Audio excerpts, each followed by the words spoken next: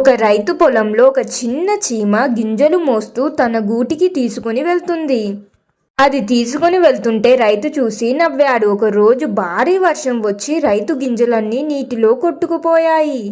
రైతుకు తినడానికి ఆహారం కూడా లేదు. అప్పుడు చీమ దాచుకున్న గింజలను అందులోంచి కొన్నిటిని తీసుకుని రైతు ఇంటి ముందు వేసింది.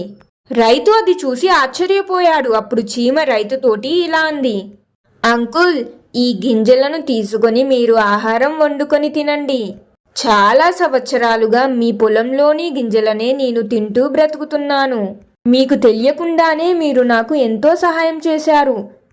కానీ ఈరోజు మీకే ఆహారం లేదు, అందుకోసం ఇది తీసుకొని వండుకొని తినండి అని చెప్పింది. రైతు ఆశ్చర్యపోయాడు. తను చాలా సంతోషించాడు.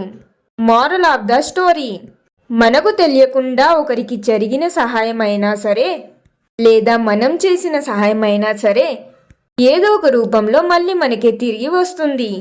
చేసిన సహాయాన్ని ఎప్పుడు మర్చిపోకూడదు.